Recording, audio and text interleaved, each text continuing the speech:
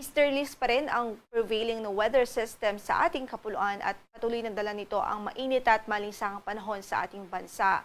At ngayon nga po wala tayong inaasahang mga widespread o malawakang pagbuhos ng ulan at based na rin po sa ating latest satellite imagery, makikita nga po natin na maaliwalas ang panahon sa halos buong kapuluan. Wala po tayong nakikitang makakapal na kaulapan o widespread na mga pag-ulan.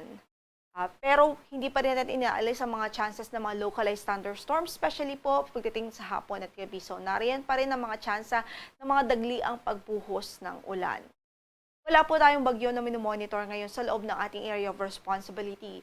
And at least in the next 2 to 3 days, wala tayong inaasahan na mabubuong LPA o kaya naman ay bagyo sa loob at sa paligid ng ating area of responsibility. Ngayon pa man patuloy po mag-antabay sa magiging updates ng pag-asa sakaling magkaroon po ng mga significant changes. Sa pagtayo ng ating panahon, para sa araw na ito, mananatiling bahagyang maulap hanggang sa maulap ang papawirin po natin. So mostly ay bahagyang maulap po tayo sa maghapon. At kung may mga pag-ulan man, ay mga panandali ang pagbuhos lamang po ito at very isolated o mga pulo-pulo lamang. Dito po sa Metro Manila, pwedeng umabot hanggang sa 33 degrees Celsius ang ating maximum temperature. Sa Baguio ay 17 to 26 ang magiging range. Samantala 24 to 32 naman sa Lawag City, 24 to 34 sa Tuguegarao City. Sa Legazpi ay 23 to 31 degrees Celsius habang sa Tagaytay ay 20 to 30 degrees Celsius ang inaasahang magiging agwat ng temperatura. Ngayon din sa Visayas at Mindanao, wala tayong inaasahang malawakang pag-ulan sa ngayon. Although, andyan pa rin at hindi natin inaalis ang tsansa ng mga localized thunderstorms. At para sa pagtaya ng ating temperatura sa Baguio City, 26 to 31 degrees Celsius ang magiging agwat.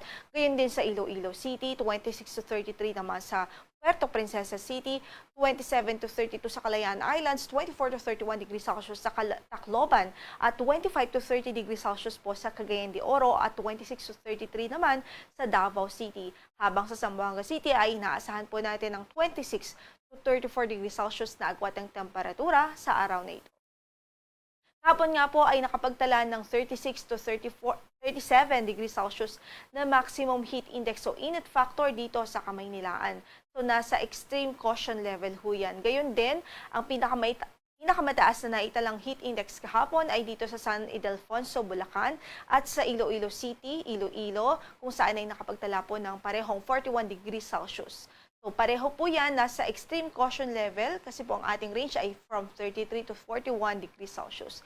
Ibig sabihin po niyan ay nariyan po yung mga possibilities of heat cramps, heat exhaustions at kung magiging matagal ang pagbabad sa ganitong klaseng init ay pwede rin po mag-cause ng mga heat strokes. Kaya patuloy natin pinag-iingat ang ating mga kababayan, especially po sa ating mga kababayan po na hanggat maaari po stay dehydrated at iwasan po muna yung mga rigid activities, especially po sa katanghalian at early afternoon. Para naman sa forecast ng ating heat index o kaya naman yung init factor natin dito sa Metro Manila, ang inaasahan natin is from 36 to 37 degrees Celsius pa rin at nasa extreme caution level pa rin yan. Habang sa San Ildefonso, Bulacan ay pwede pa rin umabot hanggang sa 41 degrees Celsius.